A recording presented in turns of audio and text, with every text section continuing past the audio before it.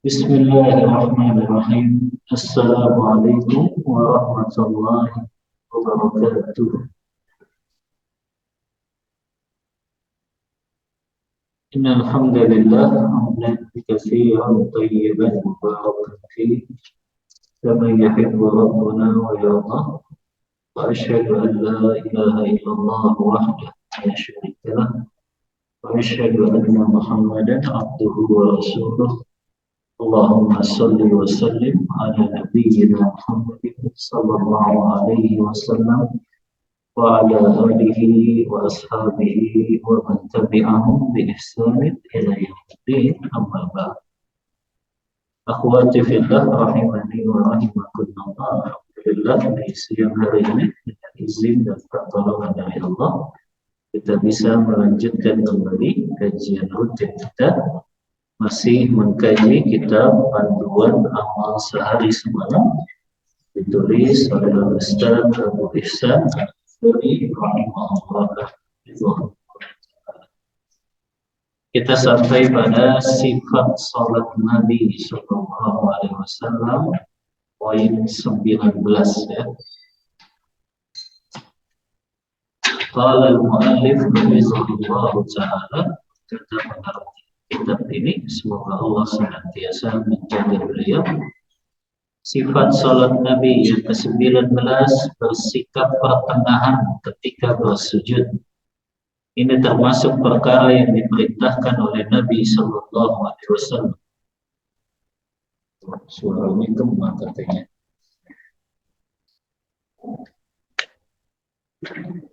Sudah jelas yang online.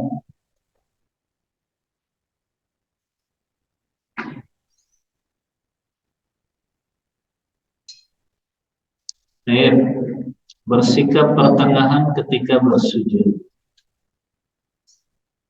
Dalilnya adalah sabda Rasulullah SAW yang diriwayatkan oleh Imam Bukhari dan Imam Muslim dalam kitab sahih keduanya.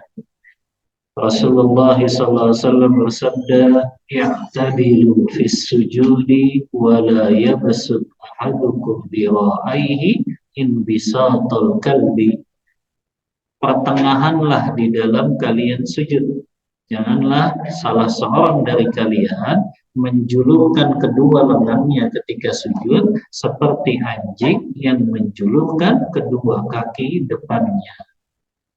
Maka di sini yang dimaksud pertengahan adalah antara merenggangkan kedua lengan dan merapatkannya.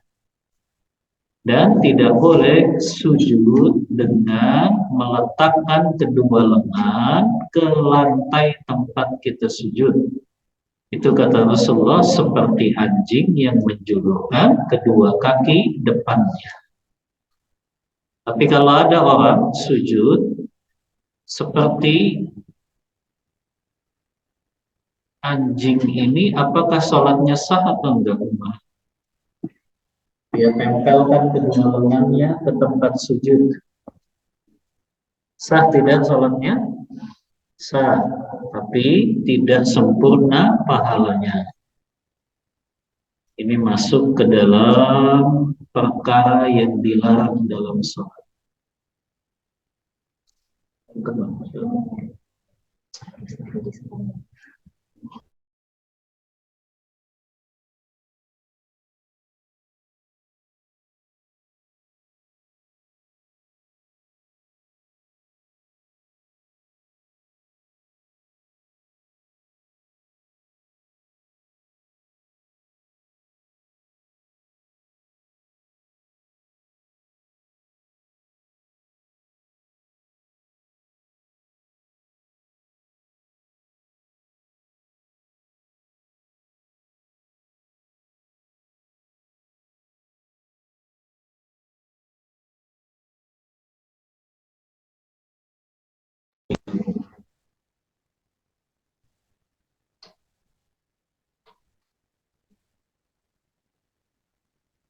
Sekarang suaranya hilang.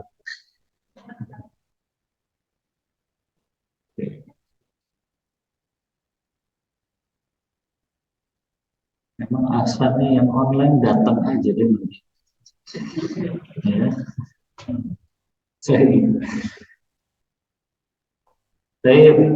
Jadi Rasulullah merenggangkan lengan beliau ketika sujud tidak terlihat ketiak putih beliau. Ya.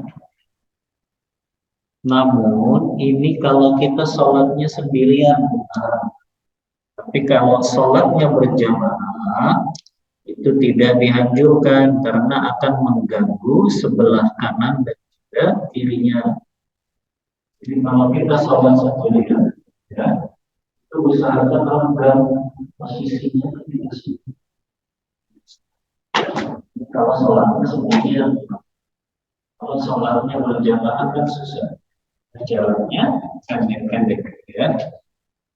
Baik, itu yang dimaksud dengan merenggangkan agak jauh ya posisi antara lengan tangan kita dari lambung kita. Ya. Kemudian yang ke-21, tidak melipat pakaian dan tidak mengikat rambut.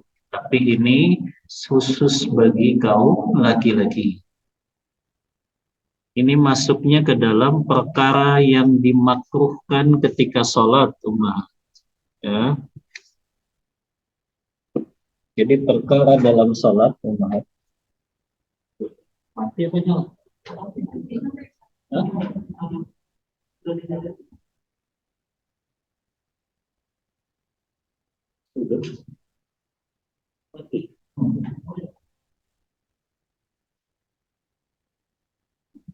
Ada perkara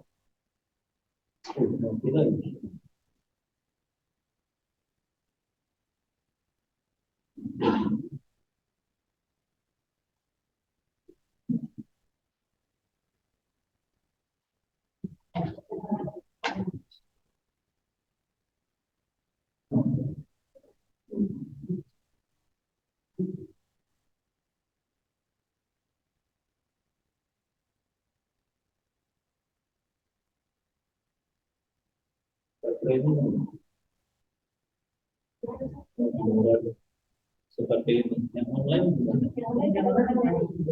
Oh ya dari sini.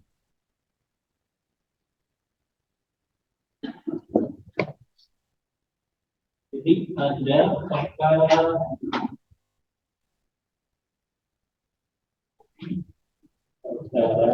yang dilarang dalam sholat.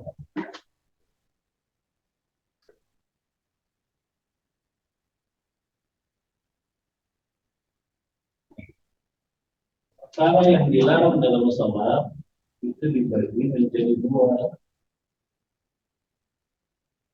Yang pertama, perkara yang diharamkan dalam sholat.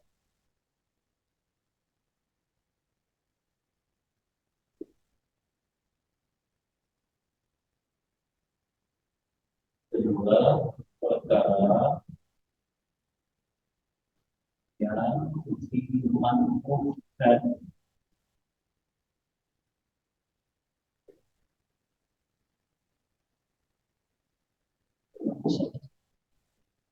Apa bedanya coba? Yang diharamkan dengan yang dimakruhkan. Apa bedanya Pak? Kalau diharamkan, sholatnya sah. Hah? Kalau diharamkan, sholatnya sah, tapi dia berdosa. Contohnya apa? Mendahului imam. Dia sholat berjamaah, tapi dia selalu dahului imam, rukuk duluan, sujud duluan. Itu perkara yang diharamkan karena Rasulullah mengancam kan, ya. Tidaklah salah seorang dari kalian takut kalau dia mendahului imam, Allah akan ubah kepalanya dengan berkata keledai. Ya. Jadi kalau perkara itu diharamkan dalam sholat dilakukan, sholatnya tetap sah, tapi dia berdosa. Kalau perkara yang dimakruhkan dalam sholat, dia sholatnya sah dan tidak berdosa, tapi pahalanya tidak sempurna. Nah, seperti ini, ada orang sholat, dia bunuh bajunya, ya, atau dia ikat rambutnya, ini khusus bagi laki-laki. Atau tadi dia sholat tapi dia tempelkan apa lengannya ketika sujud ke lantai. Ya, itu semua perkara yang dimakruhkan dalam sholat. Ya. Kita lihat hadisnya.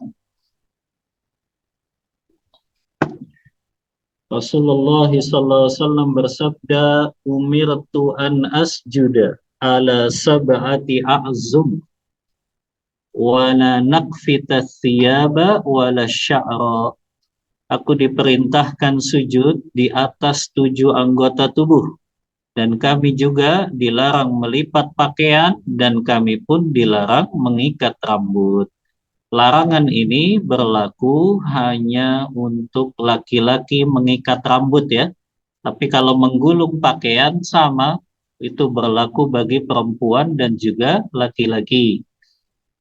Ya, apalagi perempuan digulung ya, bagian bajunya ya kelihatan auratnya ya. Maka menggulung pakaian ini berlaku bagi laki dan juga perempuan ya. Tapi kalau untuk mengikat rambut ini hanya berlaku bagi kaum laki-laki saja ya.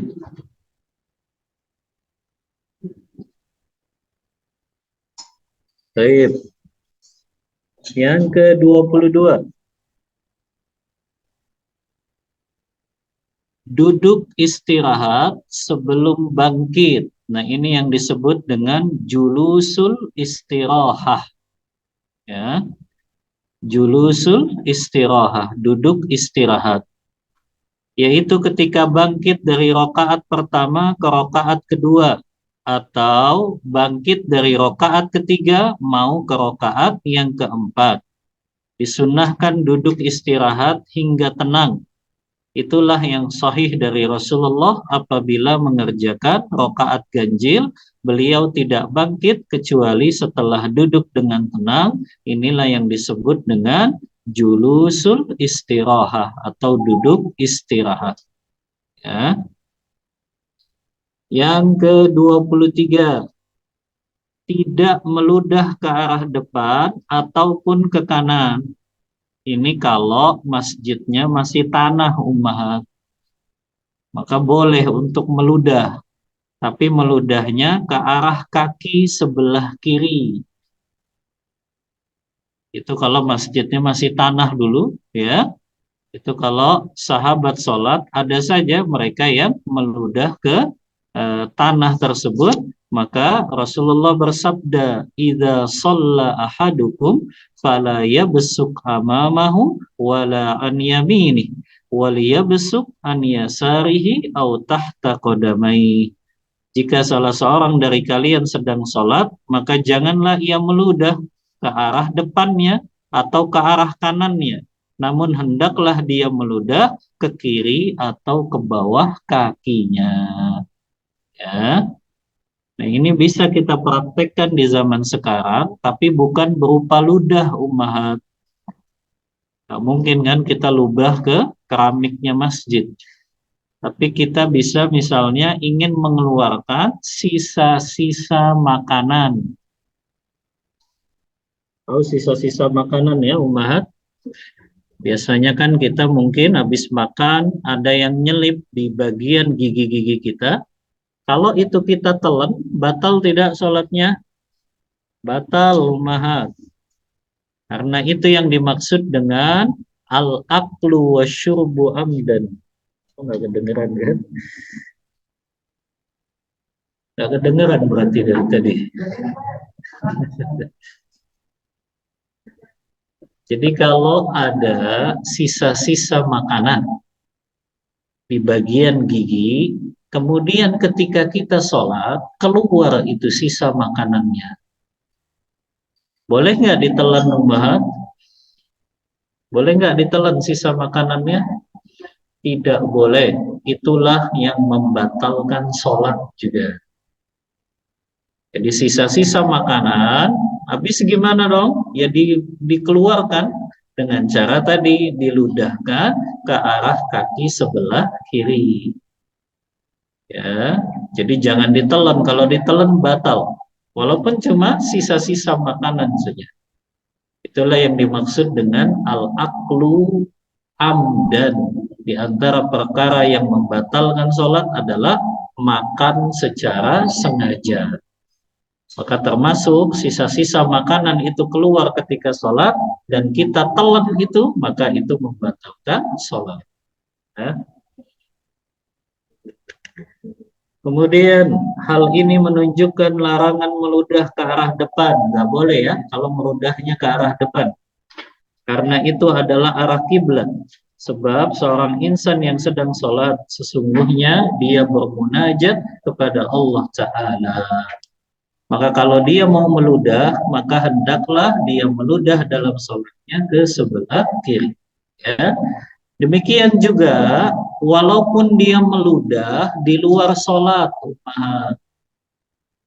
nah ini jarang kita perhatikan ya. Padahal ini adabnya. Kalau kita meludah, walaupun di luar sholat, jangan ke arah depan, yaitu arah kiblat maksudnya, dan jangan ke arah kanan. Tapi kalau kita meludah, ke arah kiri saja.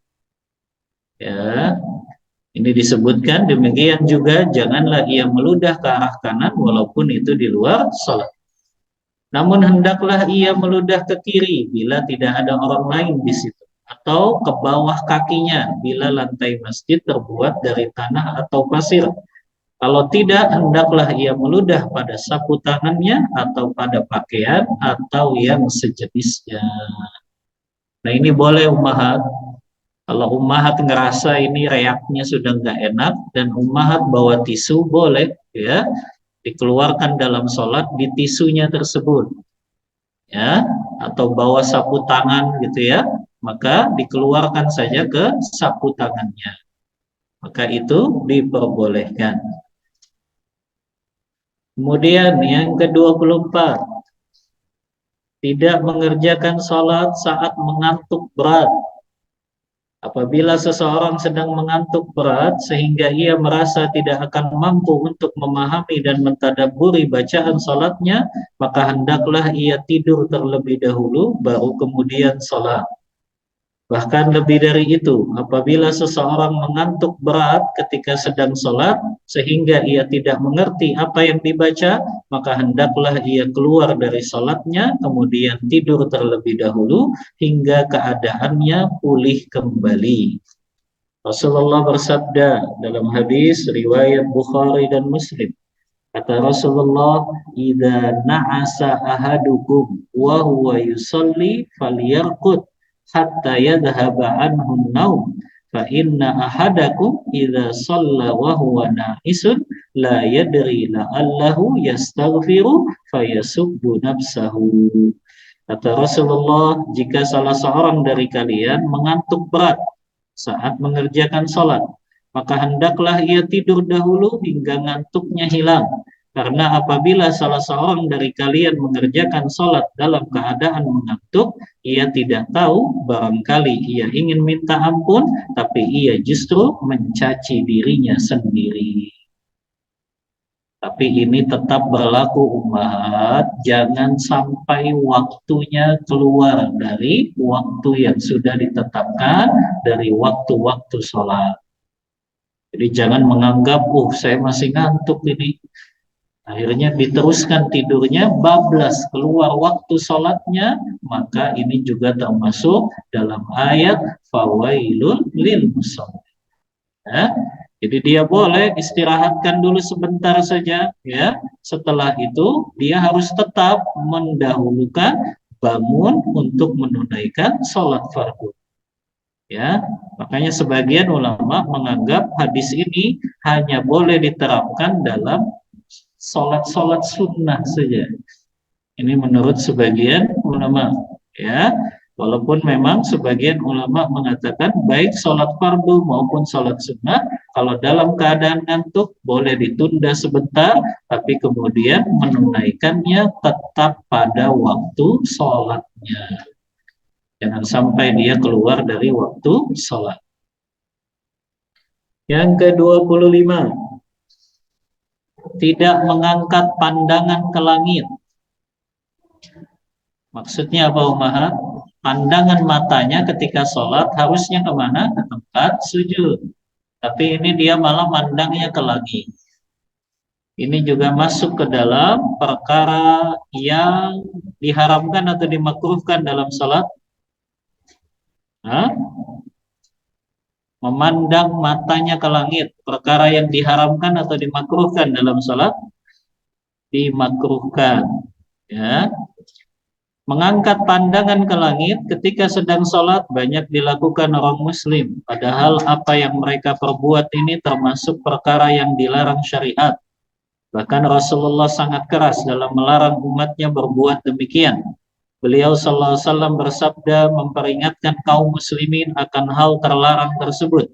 Kata Rasulullah, la yantahiyanna aqwamun yarfa'una absarahum ila as-sama'i fis shalah aw la tarji'u ilaihim. Hendaklah orang-orang yang mengangkat pandangannya ke langit saat sedang sholat, mereka berhenti melakukan hal itu, atau pandangan mereka tidak akan kembali lagi pada mereka. Maksudnya di hari kiamat nanti pandangan mereka dihilangkan karena sebab mereka ketika sholat suka memandang ke arah langit. Dalam riwayat yang lain Rasulullah bersabda dengan tegas. Kata Rasulullah, la yantahiyanna aqwamun an raf'ihim absarahum inda du'a. Hendaklah mereka berhenti mengangkat pandangan mereka ke langit ketika berdoa di dalam salat, atau pandangan mereka akan dicabut. Ini menunjukkan mengangkat pandangan ke langit termasuk perkara yang dilarang ketika salat. Termasuk ummahat memejamkan mata ketika sholat. Ya, memejamkan mata ketika sholat itu masuk dalam perkara yang dilarang. Masuknya diharamkan atau dimakruhkan. Nah, tergantung ummahat, dirinci oleh para ulama. Kalau dia menganggap dengan dia memejamkan mata, dia menganggap itu bisa lebih khusyuk dalam sholatnya, itu perkara yang mengada-ada dalam agama, dan itu masuk dalam kategori bid'ah, dan itu hukumnya haram dilakukan dalam sholat. Tapi kalau dia melakukan itu karena ingin pejemin mata saja, bukan menganggap itu akan menambah kehusyuannya, maka dia masuk dalam perkara yang dimakruhkan saja dalam sholatnya. Maka dirinci ya, kalau dia lakukan itu karena dia menganggap ini bisa menambah kehusyuannya, maka itu sama saja membuat perkara baru dalam hal agama. Karena Rasulullah tidak pernah sholatnya memejamkan mata, para sahabat tidak ada yang sholat memejamkan mata, maka nggak perlu kita justru merasa dengan memejamkan mata lebih khusyuk. Ya, kalau Rasulullah saja orang yang paling khusyuk sholatnya, nggak perlu memejamkan mata. Maka kalau dia meyakini itu bisa menambah kekhusyuannya, maka itu jatuh dalam perbuatan bid'ah. Tapi kalau dia hanya sekedar pengen merem saja, maka itu tidak jatuh dalam perbuatan bid'ah, tapi jatuhnya perkara yang makruh dalam sholat saja. 26. Doa pada tasyahud akhir. Rasulullah SAW berlindung kepada Allah dari 4 perkara. Sebetulnya dari 5 perkara. Tapi nanti kita tambahkan riwayat hadis. Hadis ini riwayat Muslim, ya, dan semakna dengan riwayat Bukhari. Rasulullah bersabda, "Idza faragha ahadukum minat tasyahhudil akhir falyata'awwadz billahi min arba'." Apabila salah seorang dari kamu selesai dari tasyahud akhir, maka hendaklah ia berlindung kepada Allah dari 4 perkara. Dari azab neraka jahanam, dari azab kubur, dari fitnah kehidupan dan kematian, dari keburukan Al-Masih Ad-Dajjal. Nah, ada riwayat lagi tambahan ummahat ya, riwayat Bukhari juga. Allahumma inni a'udzubika minal ma'thami wal maghram.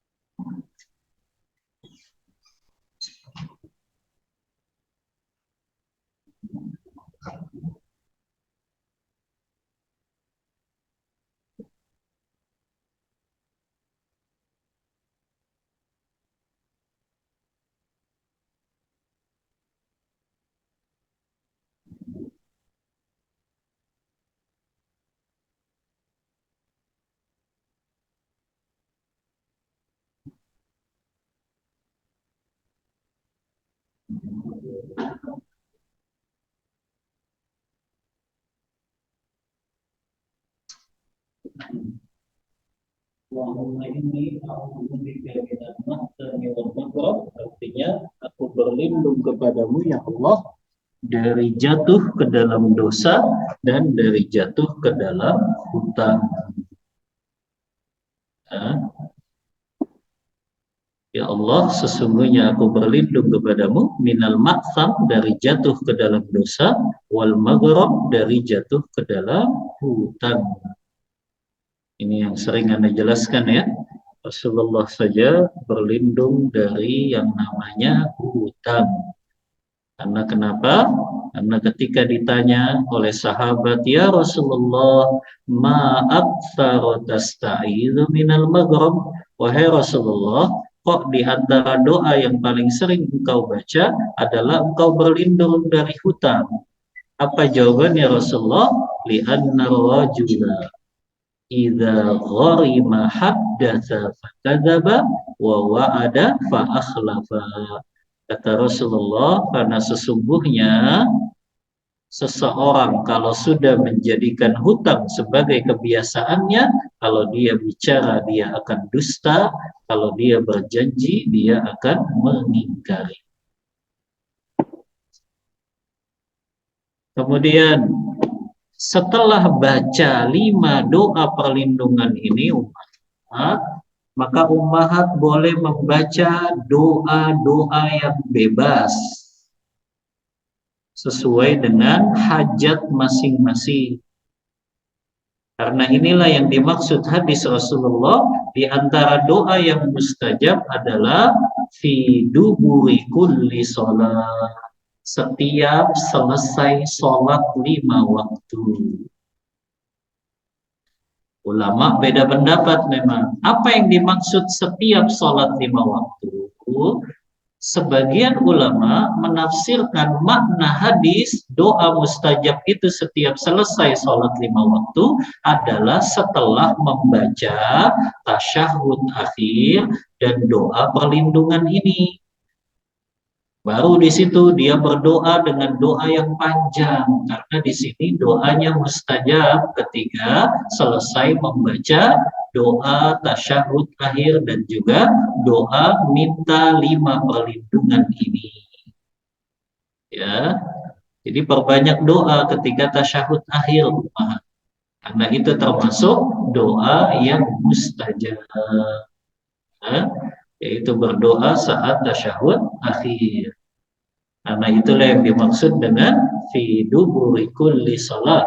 Doa yang mustajab adalah doa setiap selesai salat, maksudnya selesai membaca tasyahud akhir sebelum mengucapkan salat. Ya. Jadi sangat dianjurkan memperbanyak doa di tasyahud akhir karena termasuk doa yang mustajab.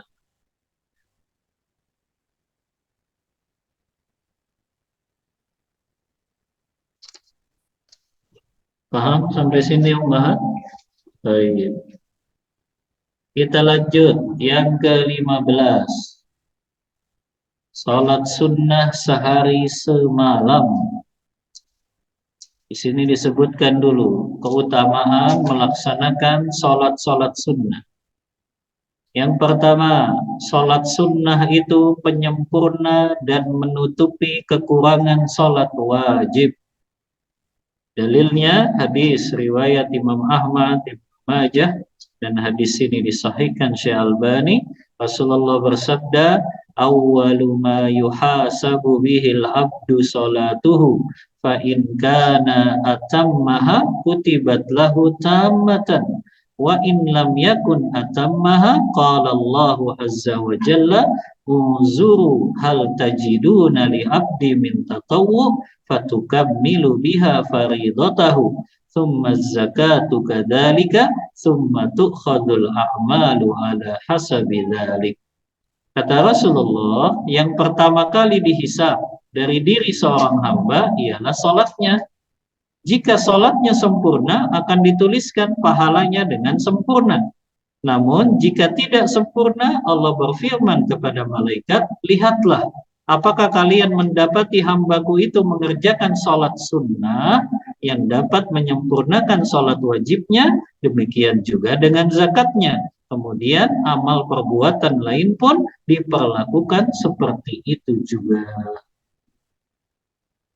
Lihat ummahat, kalau kita ingin sholat-sholat 5 waktu kita ini menjadi sempurna pahalanya, yang tentu kita sholat 5 waktu banyak kekurangannya, tidak khusyuk, pikirannya kemana-mana, atau mungkin juga suka kelebihan rokaat atau kekurangan rokaatnya, maka banyak ketidaksempurnaan dalam sholat fardu, maka itu bisa ditambal dengan kita memperbanyak sholat-sholat sunnah.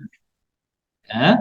Sebagaimana juga puasa Ramadan itu bisa ditambal dengan kita puasa 6 hari di bulan Syawal. Maka begitu juga sholat 5 waktu bisa jadi sempurna pahalanya dengan kita memperbanyak melakukan sholat sunnah. Di antaranya adalah sholat sunnah rawatib. Ya. Kenapa Rasulullah menjaga sholat sunnah rawatib 12 rakaat itu? Untuk menyempurnakan kekurangan-kekurangan yang ada dalam sholat fardu. Maka jangan malas ummahat melaksanakan sholat sunnah rawatib. Ya, bahkan Allah jadikan sholat sunnah rawatib ini boleh diqodok ummahat.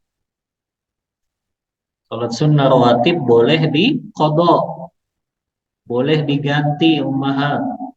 Walaupun digantinya di waktu-waktu yang diharamkan untuk sholat sunnah. Ada berapa waktu yang diharamkan sholat sunnah? Nah, ada berapa waktunya ummahat? Ada 3. Yang pertama, ba'da sholatil fajri hatta tartafi asyamsu. Setelah sholat subuh sampai matahari meninggi sepanjang 1 tombak. Yang kedua, inda qa'imil dhahirati, ketika matahari berada tepat di atas kepala. Yang ketiga, ba'da sholatil asri hatta taghruba syamsu. Setelah sholat asar sampai matahari terbit. Apakah boleh? Yang mana? Yang 3 poin tadi. Setelah sholat subuh sampai matahari meninggi. Matahari meninggi itu 15 menit setelah terbit matahari. Biasanya kan kalau di masjid-masjid itu ada waktu syuruk ya. Sebetulnya waktu syuruk itu baru matahari terbit ummahat. Dan itu belum boleh sholat sunnah. Belum boleh sholat duha. Kapan bolehnya? Ketika matahari meninggi sepanjang 1 tombak. Berarti nunggu dulu 15 menit setelah terbit matahari. Ya. Jadi kalau ada yang sholat duha pas bunyinya syuruk itu di masjid, itu belum boleh sebetulnya. Ya. Dia harus tunggu dulu 15 menit setelah terbit matahari. Itu maksud matahari meninggi sepanjang 1 tombak, patokannya 15 menit setelah terbit matahari. Yang kedua, ketika matahari tepat di atas kepala, itu sebelum masuknya waktu sholat zuhur. Jadi matahari tepat ada di atas kepala itu kan sebelum matahari tergelincir condong ke barat. Kira-kira kata ulama sekitar 15 menit atau 10 menit sebelum masuknya waktu zuhur. Ya. 15 menit sebelum masuk waktu zuhur. Itulah waktu yang disebut matahari tepat ada di atas kepala. Kalau setelah asar, paham ya, sampai terbenam matahari berarti sampai masuknya waktu sholat maghrib. Itu 3 waktu yang dilarang Muhammad untuk sholat sunnah. Tapi ada pengecualian.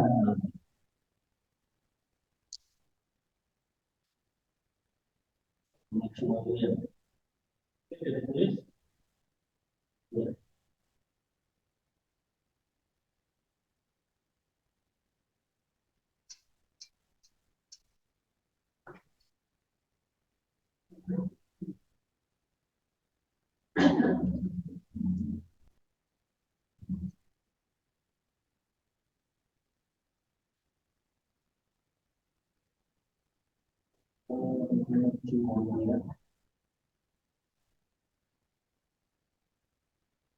Sholat saya sunnah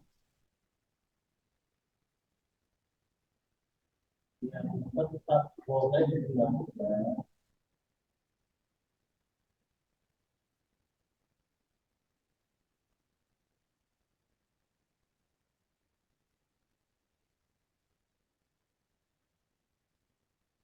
pada waktu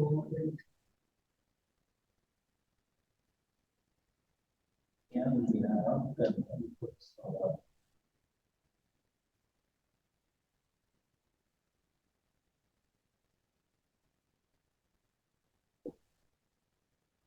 Ini pengecualiannya Umar. Hukum asalnya 3 waktu tadi itu diharamkan untuk sholat sunnah. Tapi ada pengecualiannya. Yang pertama, sholat 2 rakaat setelah tawaf. Boleh kapan saja Umar sholat 2 rakaat setelah tawaf. Walaupun dia tawafnya biasanya habis subuh, gitu ya. Asar itu kan selesainya sebelum terbenam matahari atau sebelum terbit matahari. Boleh dia sholat 2 rakaat setelah tawaf, boleh, karena waktu yang diharamkan sholat itu tidak berlaku untuk sholat 2 rakaat setelah tawaf. Boleh dilakukan di waktu yang diharamkan. Yang kedua, sholat yang memiliki sebab.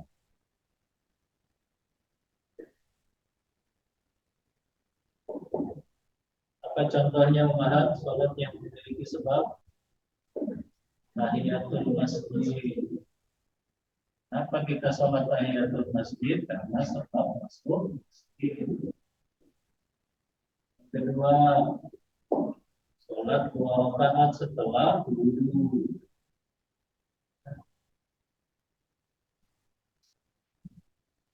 Setelah wudu.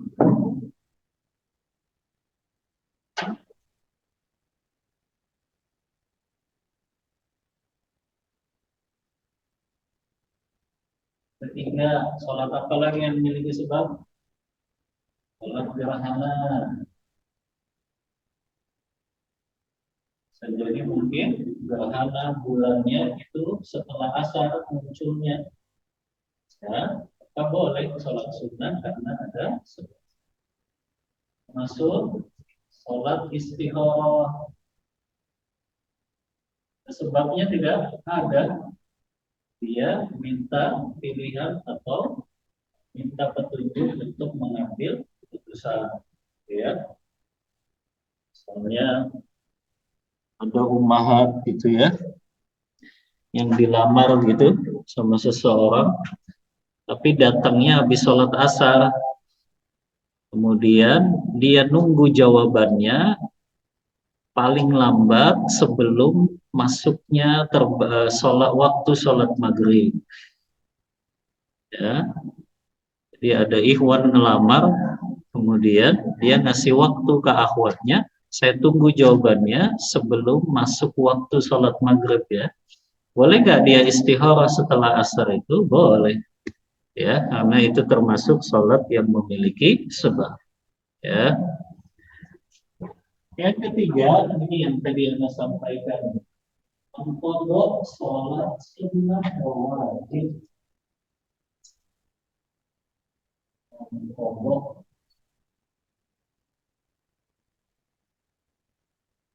sunnah rawatib boleh di 3 waktu ini.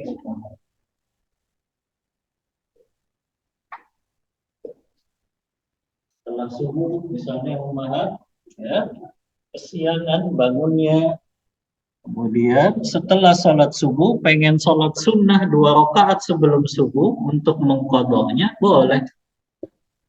Bahkan anak pernah sampaikan hadis dari Ummu Salamah radhiyallahu anha dalam hadis riwayat Bukhari yang beliau melihat Rasulullah sholat 2 rakaat setelah asar.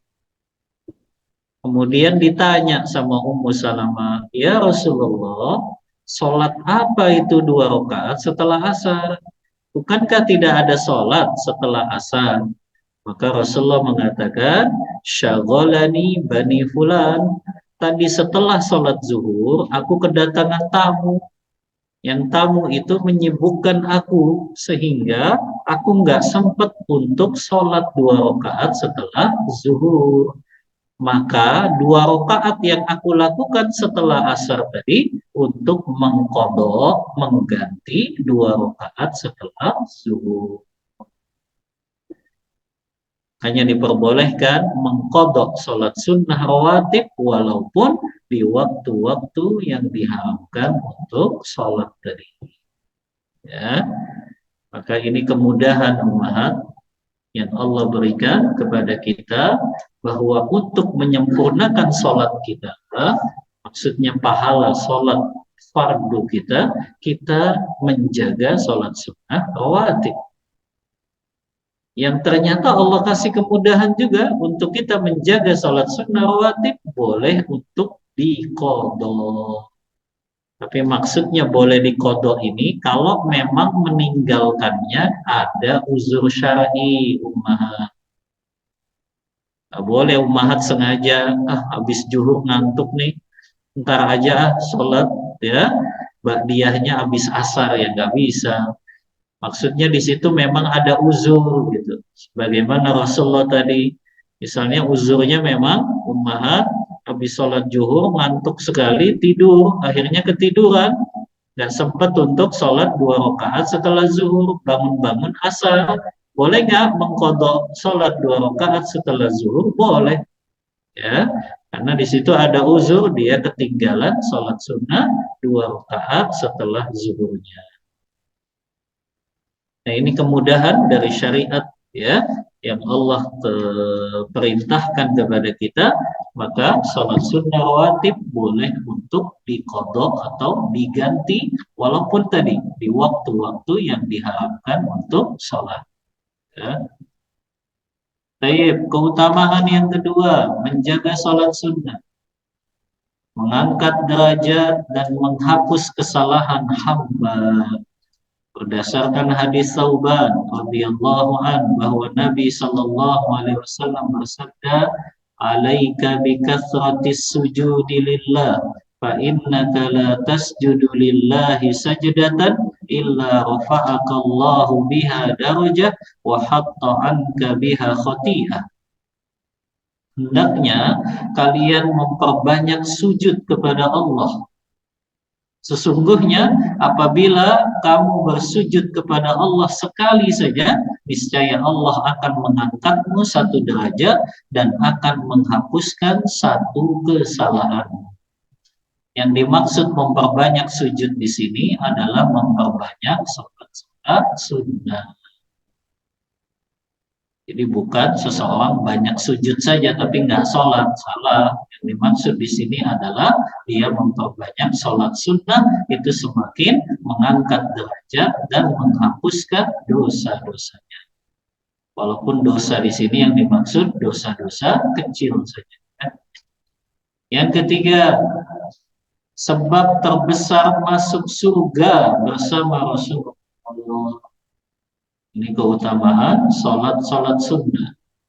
Berdasarkan hadis Rabi'ah bin Ka'ab al-Aslami, bahwa dia bercerita, aku pernah menginap di rumah Nabi Sallallahu Alaihi Wasallam.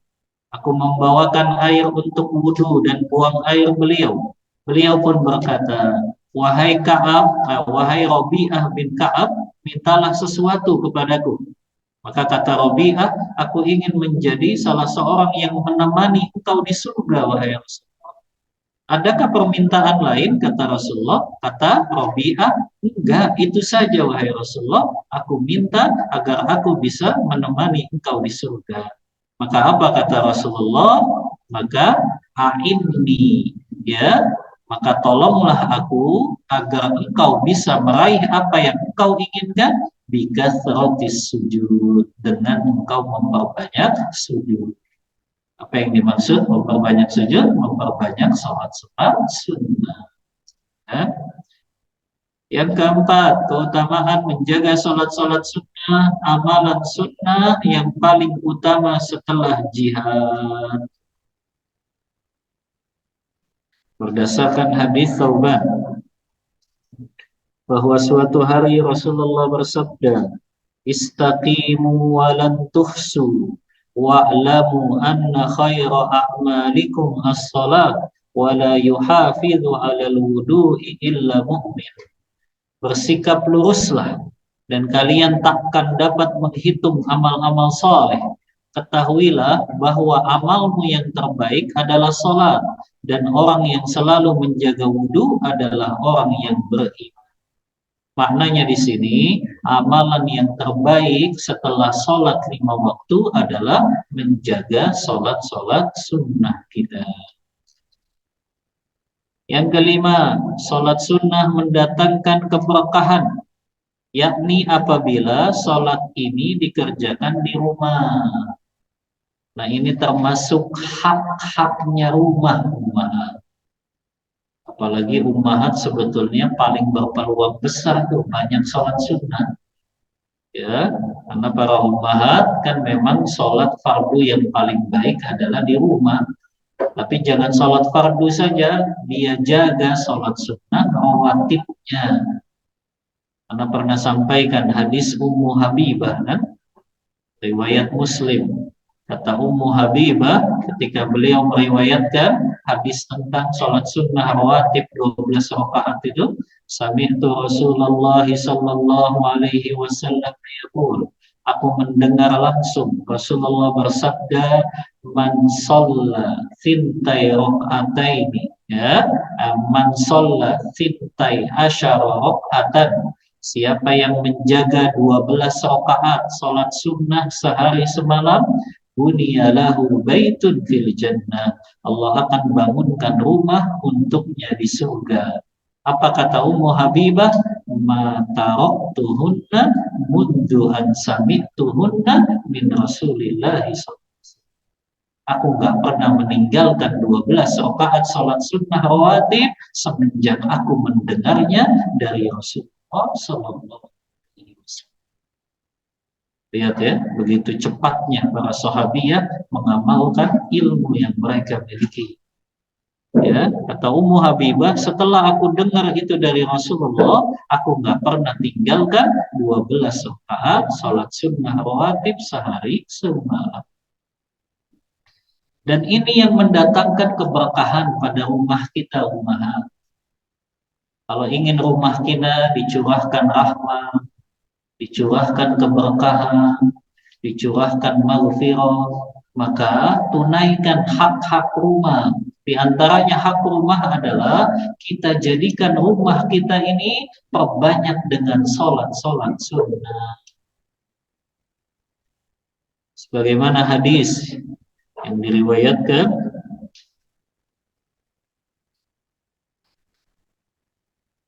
siapa ini yang meriwayatkan ini?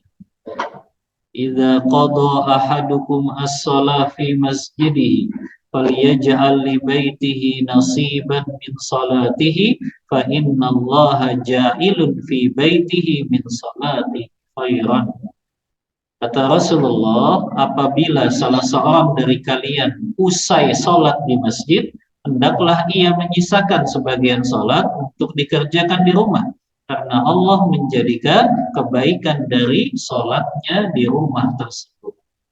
Dan hadis yang lebih kuat dari ini, hadis riwayat Bukhari, Rasulullah SAW bersabda, afdolus sholati ba'dal maktubah, sebaik-baik sholat selain dari sholat fardu, yaitu sholat sunnah, itu adalah dilaksanakan di rumahnya. Jadi sebaik-baik sholat sunnah itu dilaksanakan di mana? Di rumah. Ya, kecuali sholat fardu bagi laki-laki, baru dia lebih utama melaksanakannya di masjid. Tapi kalau bagi perempuan, mana yang lebih utama? Sholat di masjid atau di rumah? Di rumah tetap. Ya, bahkan kalau dia bisa berjamaah di rumah, dia bisa dapat pahala sama dengan laki-laki yang sholat berjamaah di masjid. Ya. Jadi ini yang kelima, ummahat, keutamaan menjaga sholat sunnah di rumah kita mendatangkan keberkahan, curahan rahmat dari Allah kepada rumah-rumah yang kita tempati. Ya.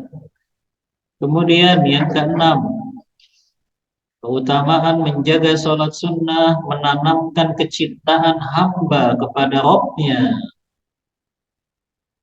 Dalam sebuah hadis yang diriwayatkan oleh Imam Bukhari dalam kitab sahihnya, Rasulullah SAW mengatakan tentang hadis qudsi, Innallaha ta'ala qala, sesungguhnya Allah berkata, Man adali waliyan faqad adantuhu bil harbi. Siapa yang memusuhi wali-waliku berarti telah aku putuskan untuk memeranginya. Yang dimaksud wali-wali Allah di sini harus terpenuhi dua syarat, ummahat. Apa syaratnya seseorang itu disebut wali Allah? Allah sebutkan dalam surah Yunus. Kata Allah, ala inna awliya Allahi la khawfun alaihim wa la hum yahzanun alladzina amanu wa kanu yattaqun. Ini dua cirinya wali Allah. Wali Allah itu dia beriman dengan benar kepada Allah dan dia bertakwa. Jadi jangan katakan orang yang bisa terbang itu wali Allah. Orang yang bisa jalan di atas lautan itu wali Allah. Kalau wali Allah itu ukurannya dia bisa terbang, dia bisa jalan di atas lautan, berarti banyak nanti dukun-dukun yang jadi wali Allah. Ya, makanya ukurannya bukan itu wali Allah. Ukurannya wali Allah alladzina amanu wa kanu yattaqun. Dia beriman dan dia bertakwa. Ya. Maka siapa yang memusuhi wali-waliku, kata Allah, maka aku putuskan akan memeranginya. Kemudian وَمَا تَقَرَّبَ إِلَيَّ عَبْدِي بِشَيْءٍ أَحَبَّ إِلَيَّ مِمَّا افْتَرَضْتُ عَلَيْهِ وَمَا يَزَالُ عَبْدِي يَتَقَرَّبُ إِلَيَّ بِالنَّوَافِلِ حَتَّى أُحِبَّهُ فَإِذَا أَحْبَبْتُهُ كُنْتُ سَمْعَهُ الَّذِي يَسْمَعُ بِهِ وَبَصَرَهُ الَّذِي يُبْصِرُ بِهِ وَيَدَهُ الَّتِي يَبْطِشُ بِهَا وَرِجْلَهُ الَّتِي يَمْشِي بِهَا وَإِنْ سَأَلَنِي لَأُعْطِيَنَّهُ وَلَئِنِ اسْتَعَاذَنِي لَأُعِيذَنَّهُ وَمَا تَرَدَّدتُّ عَنْ شَيْءٍ أَنَا فَاعِلُهُ تَرَدُّدِي عَنْ نَفْسِ الْمُؤْمِنِ يَكْرَهُ الْمَوْتَ وَأَنَا أَكْرَهُ مَسَاءَتَهُ. Kata Rasulullah, kata Allah Ta'ala ya dalam hadis qudsi, tidaklah seorang hamba mendekatkan dirinya kepadaku dengan amalan-amalan yang lebih aku sukai daripada dia melakukan apa yang aku wajibkan atasnya. Dan tidaklah seorang hamba senantiasa mendekatkan diri kepadaku dengan ibadah-ibadah sunnah hingga aku mencintainya. Lihat umat, semakin banyak kita lakukan sholat-sholat sunnah, itu mendatangkan cinta Allah kepada kita. Ya, lihat hingga aku mencintainya. Dan lihat keutamaan orang-orang yang dicintai oleh Allah. Apa kata Allah? Apabila aku telah mencintainya, maka aku akan menjadikan pendengarannya saat ia mendengar. Maknanya Allah jaga pendengarannya. Begitu juga, aku pun akan jadi penglihatannya saat ia melihat. Allah jaga penglihatannya, nggak melihat yang haram. Begitu juga, aku menjadi tangannya saat ia memikul. Ini menunjukkan Allah jaga tangannya untuk senantiasa melakukan kebaikan. Dan aku menjadi kakinya saat ia berjalan, artinya dia jadikan hamba itu tidaklah melangkahkan kakinya kecuali ke jalan-jalan kebaikan saja. Apabila ia meminta, pasti akan aku berikan.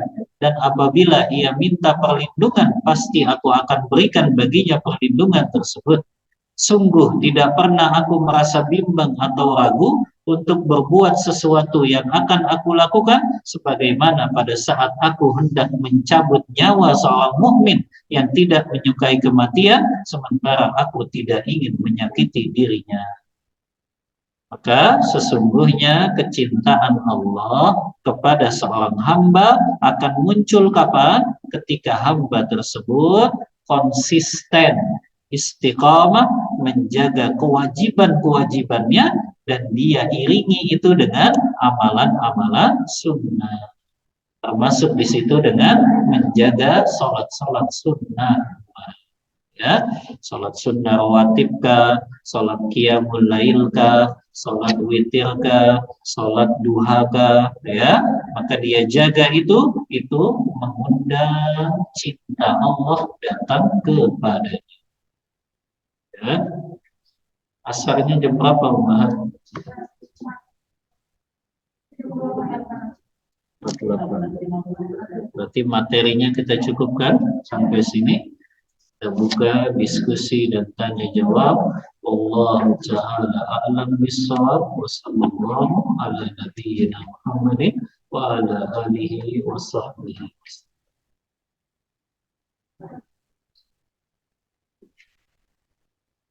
Bismillah, Ustadz izin bertanya. Jika kita sholat, jika kita salah menentukan waktu sholat sunnah syuruk dan duha, ternyata dikerjakannya di waktu yang terlarang, apakah sah sholatnya? Paling afdal dikerjakan jam berapa sholat sunnah syuruk dan duha? Jazakallah khair. Iya. Berkaitan dengan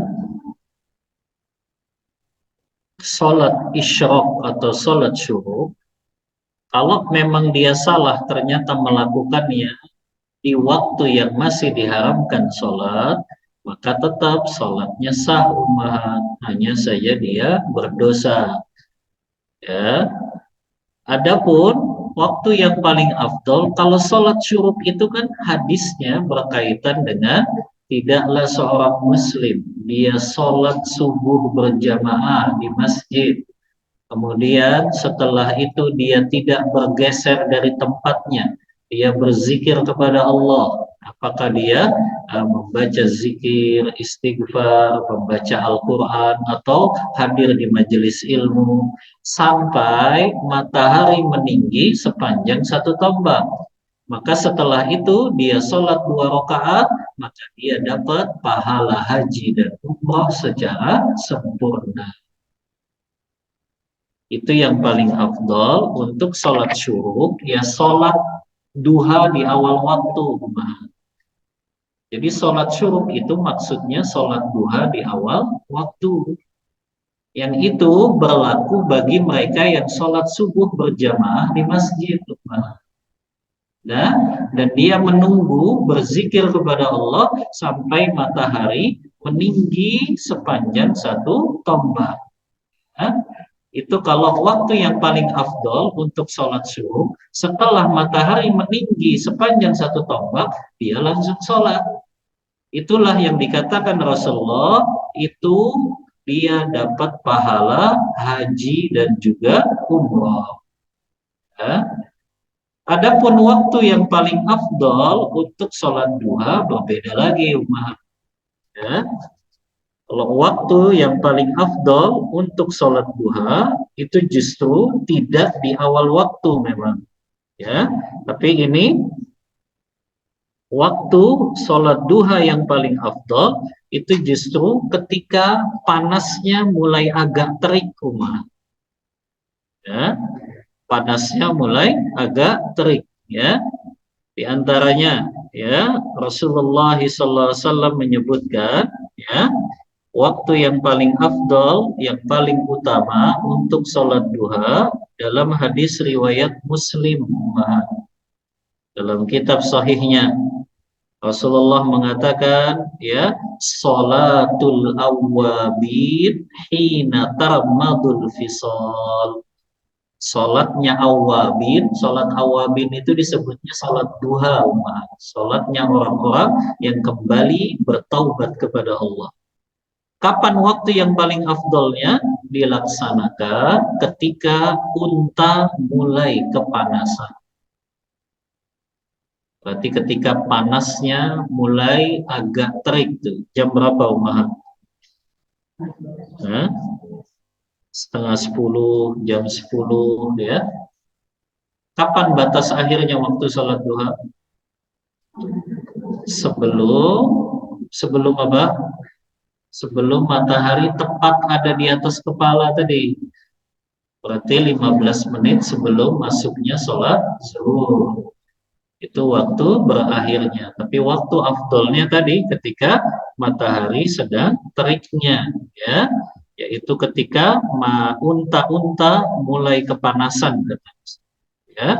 Berarti sekitar jam setengah 10, jam 10. Ya. Allahu ta'ala a'lam bissawab. Yang kedua, batas mengakhirkan waktu sholat isya jam berapa yang rojih ya Ustaz? Ya, kan ada hadisnya ummahat, sholatul isya ila nisfil laili. Batas waktu sholat isya sampai pertengahan malam saja. Ya, makanya Rasulullah mengatakan apa? Kata sahabat Abu Hurairah, ya,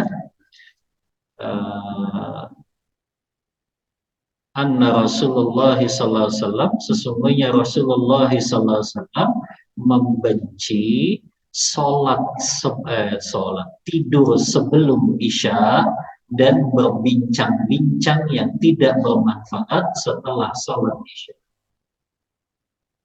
Itu hadis Bukhari Muslim, ya. Jadi di antara perkara yang dibenci oleh Rasulullah tidur sebelum sholat isya.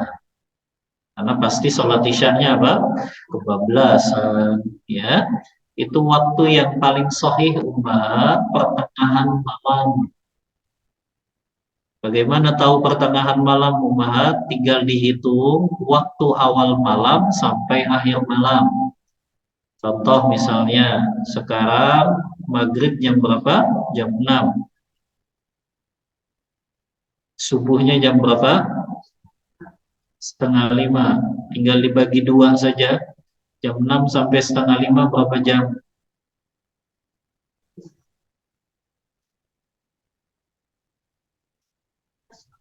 9,5. 9,5 dibagi 2 berapa? Hah? Berarti masing-masing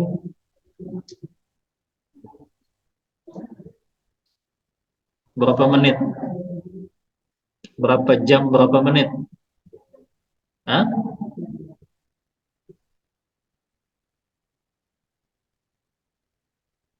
Hah? Ayo anak IPA masa lama ngitungnya? Berapa jam umat? Dikemenitin dulu deh, berapa jam itu? Kalau 9 jam, 9,5 jam berapa menit? 9 kali 540 ditambah 30 berarti berapa menit? 570 menit dibagi 2 coba berapa? 295. Berarti berapa jam berapa menit itu? 4 jam 25 menit. 45 menit. Berarti tinggal dihitung dari awal malam maghrib 4 jam 45 menit. Berapa tuh? Berarti 7, 8, 9, 10. Iya, 10.45 sudah habis berarti. Ya, karena itu pertengahan malam. Kecuali sebagian ulama memberikan rukhsah untuk mereka yang dalam keadaan sakit atau dalam keadaan safar. Khusus dua orang ini yang sakit atau safar, batas akhir waktu isya mereka boleh sampai sebelum terbitnya fajar. Tapi kalau untuk orang yang mukim dan dia sehat, maka batas waktunya tadi pertengahan malam. Ya, jadi sepupu saya sholat isya jam 2 malam sudah habis itu. Jadi habis azan isya tidur dulu, subhanallah. Sudah azan isya malah tidur gitu. Ya, kemudian sholat malam, tahajud, witir itu akhirnya dirutinkan. Nggak boleh sholat isya dulu. Ya, karena kalau tadi pertengahan malam itu sudah habis waktunya. Tadi sampaikan kepada sepupunya ya. Wallahu ta'ala a'lam bishawab. Ustaz, salat sunnah rawatib yang sahih itu 10 rakaat atau 12 rakaat? Urutan yang 10 rakaat itu seperti apa? Nah, wallahu a'lam. Pendapat lebih kuat salat sunnah rawatib 12 rakaat. 12 rakaat berarti 2 rakaat sebelum subuh, 4 rakaat sebelum zuhur, 2 rakaat setelah zuhur, 2 rakaat setelah maghrib, 2 rakaat setelah isya. Adapun kalau 10 rakaat mereka hanya 2 rakaat saja sebelum zuhurnya. Tapi kalau yang 12 rakaat itu 4 rakaat sebelum zuhurnya. Bedanya di situ saja. Yang lainnya sama ya. 2 rakaat sebelum subuh ya, 2 rakaat setelah zuhur, 2 rakaat setelah maghrib dan setelah isya. 10 mengatakan berarti zuhurnya sebelum zuhur hanya 2 rakaat. Wallahu ta'ala a'lam bishawab.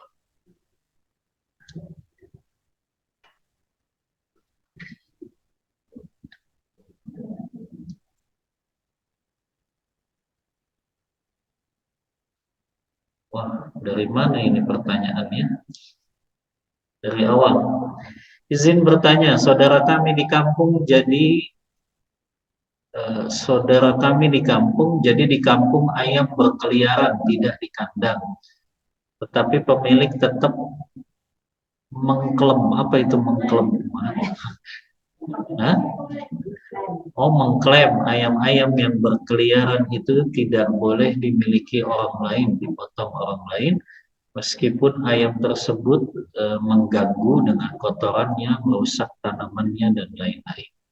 Pertanyaan kami, kalau ayam-ayam tersebut bertelur di rumah kami, benar-benar di depan rumah, apakah telurnya halal diambil dikonsumsi? Sebagaimana hukum buah yang menjuntai di rumah tetangga halal untuk dikonsumsi. Mohon nasihat. Wallahu a'lam. Kalau itu telur bertelur tepat di depan rumah kita, tetap telurnya tidak halal.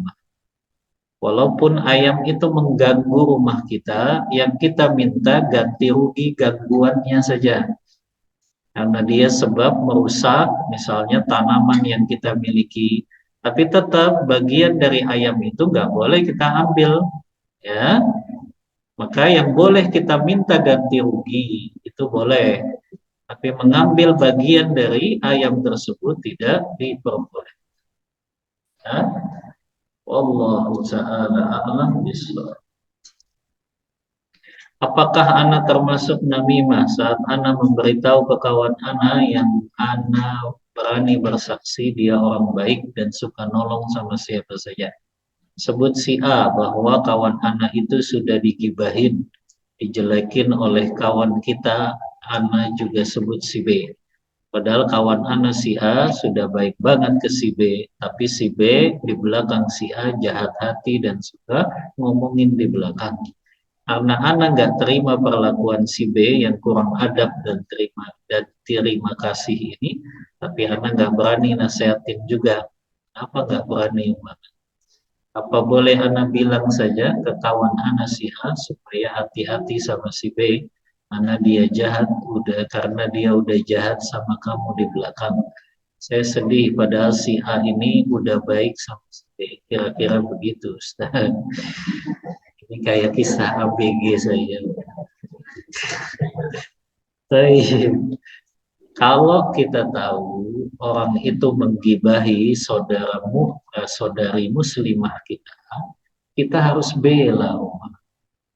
Apalagi tadi anti katakan, anti tahu kok si A itu baik. Ketika si B itu gibahin si A, ngomongin keburukannya, ya anti nggak boleh diam, harus bela.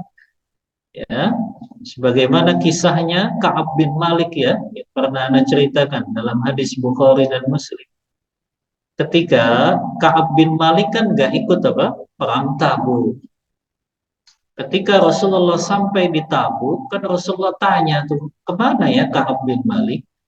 Tiba-tiba ada seorang laki-laki mengatakan, Ka'ab bin Malik mah sudah terkena fitnah harta yang dia miliki. Saat itu ada Mu'az bin Jabal. Apa kata Mu'az? Bi'sa ma qulta. Sungguh buruk apa yang telah engkau katakan. Lalu Mu'az membela Ka'ab bin Malik dengan mengatakan, Wallahi ya Rasulullah, demi Allah kami tidak mengenal Ka'ab bin Malik kecuali dia orang yang baik. Jadi harusnya ummahat yang bertanya ini bela dong. Kalau dia tahu temannya ini baik, dibicarakan keburukannya, ya dia bela. Nggak boleh dia diam saja. Ya, dia harus bela kehormatannya. Ya, maka dia katakan, oh enggak kok, fulanah itu orang baik. Ya, dia harus bela. Nggak boleh dia diam saja. Ya, apabila muslimah itu, apalagi tadi dia tahu sikap itu baik. Ya, maka sama saja dia membiarkan kemungkaran itu dilakukan oleh saudari muslimah yang lainnya. Maka saran anak bela, sampaikan kebaikan-kebaikan si A itu biar orang lain juga tahu kalau ternyata si A itu baik. Ya, jadi nggak perlu malah anti ngomongin si B itu sudah gibahin, sama aja itu ngadu domba, ya. Maka yang lebih baik harusnya anti bela tadi si A, ya, kemudian anti nasehatin itu orang yang sudah gibahin si A. Jadi itu yang lebih baik ya daripada anti justru menyampaikan bahwa kamu sudah digibahi itu sama fulana, ya sama saja itu membuat ya adu domba antara keduanya. Maka yang lebih baik tadi ya dibela si A-nya itu, katakan bahwa dia itu orang baik dan tunjukkan bukti-bukti. Wallahu ta'ala a'lam bishawab. Ustaz, terkait dengan melipat baju dalam sholat bagi laki-laki yang bajunya ada kerahnya, apakah kerahnya bajunya harus ditegakkan? Bukan itu maksudnya. Maksudnya adalah lengannya, ya. Kalau kerahnya ya tetap seperti itu, nggak masalah. Yang dimaksud itu dia gulung bagian lengan tangannya itu dilipat sama dia. Dan dia khususkan itu ketika akan sholat.